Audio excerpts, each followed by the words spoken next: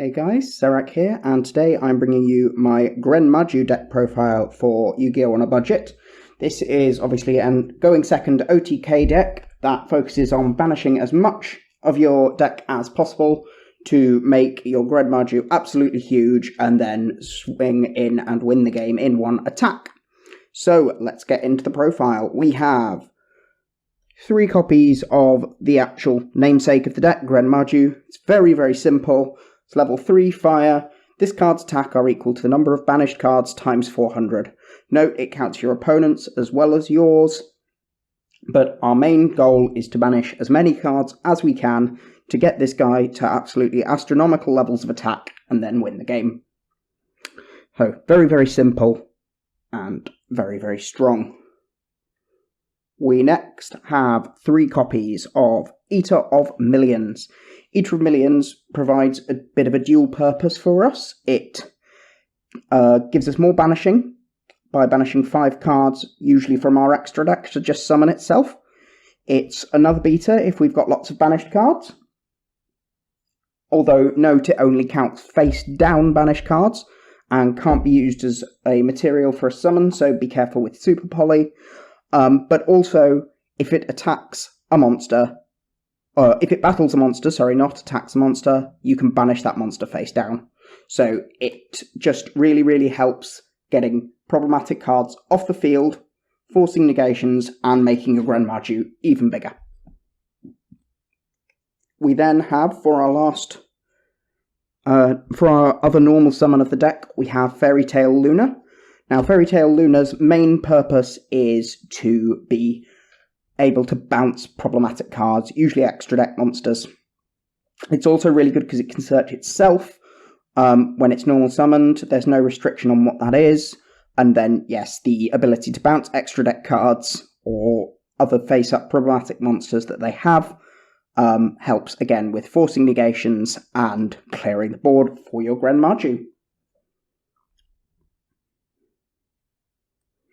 We then get into our Danger package. We're playing the Danger variant here rather than the Golden Castle variant. We have 3 Danger Thunderbird, 2800 body, absolutely massive, can destroy, has the usual danger effects of being able to discard and draw a card if it's discarded, special summon itself, if it's not chosen, and then if it is chosen, you get to destroy a set card. So this is one of the ways you clear back row. Next, we have Danger Bigfoot, the other big danger, that allows us to destroy face-up cards our opponent controls. Again, normal danger effect. We can reveal it, have our opponent choose a card to discard, and then if it's not, we get to summon it and draw a card. So this, again, helps us sticking big bodies onto the field or in disrupting our opponent's plays. We then have 1 Danger Nessie, allows us to search out the Bigfoot or the Thunderbird, and 1 Danger Jackalope, which does the same thing but summons it instead of adding it to the hand. Then we get to the Kaiju package. We have 3 copies of Gamseel and 3 copies of Gadala. You need 2 kaijus with different names because we're playing Kaiju Slumber, so you have to have at least 2 with different names.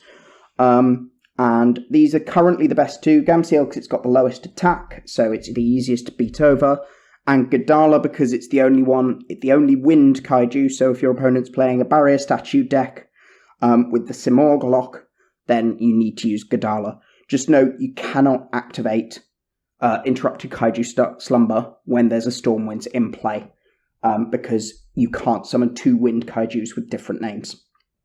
So even though it would destroy the barrier statue, doesn't matter, you can't activate it. If you wanted to shave a bit more off the price of this deck, you could replace the Gadala with any other kaiju, but be aware that it would make the wind barrier statue much harder to out. We then have 3 copies of Gizmek. This is absolutely amazing. It can summon itself as a quick effect from your hand or graveyard by banishing 8 cards, which you love because it helps build your Gren Maju and your Eater. It can destroy cards by banishing cards from your extra deck. It's another level 8 for your rank 8 plays. It's another dark for your super poly plays. It's really, really, really good. We then, for our last monster, have one copy of Dino Wrestler Pancratops. We go second. We love the fact that this is 2600 body and can pop something as well. So just being able to bring this out, run over something, pop something else is really, really good. So that's the monster lineup. We now have our spell lineup. We have the most important spell, Pot of Desires. We love both halves of this spell. We love the banish and we love the drawing 2 cards. It's really good. Play 3. It makes the deck work. It's a 4000 attack boost for your Gren Maju. We then have 3 copies of Trade-In, freshly reprinted in Ancient Guardians. This lets us discard any level 8, draw 2 cards. All the dangers are level 8, Gizmek's level 8. We get our dangers effects when they discard, all the big dangers, sorry. Not all the dangers, Nessie and Jackalope aren't. But all the big dangers are, and Gizmek is, so Gizmek can be summoned from the graveyard, and the dangers get their effects when discarded.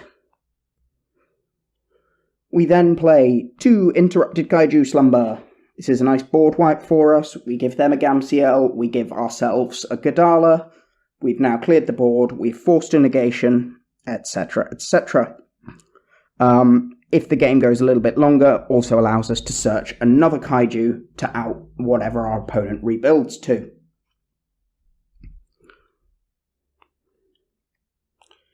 We're then playing 3 copies of Super Poly. Most of our extra deck is Super Poly targets, so we love this card. We can easily clear boards with this card. We get to play all the Super Poly options, so just being able to get rid of an opponent's board is really, really good.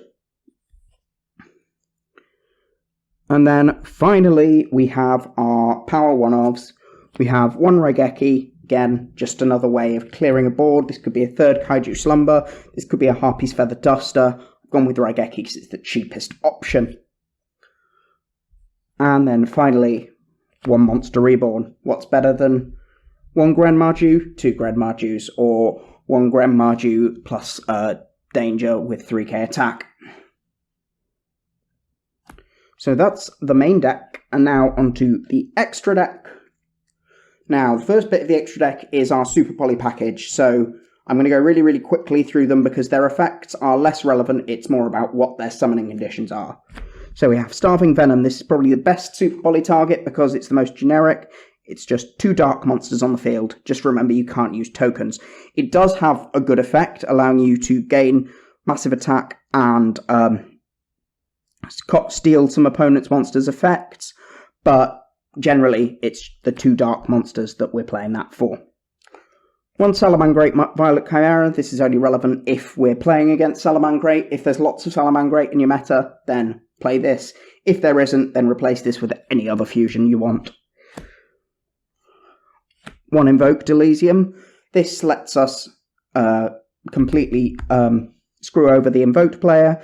The Macabre can't counter your Super Poly, so you get to make whatever you want. And it's got 3200 attack, which is really, really useful.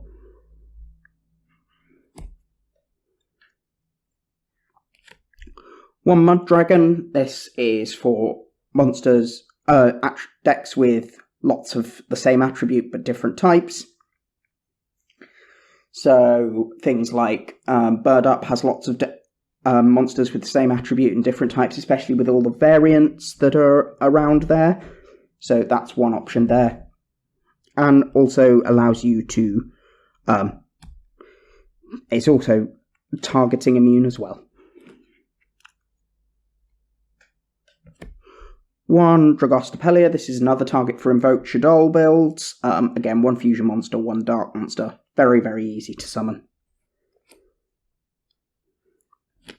1 Earth Golem Atagnista. This is if there are Code Talker players in your metagame. And again, also really helps against Salamangreat. And then finally, 1 El Shadol Winder, because it's again fairly generic. Most of our deck is dark, and stealing someone's Winder to make your own Winder is funny. So that's the Super Volley package.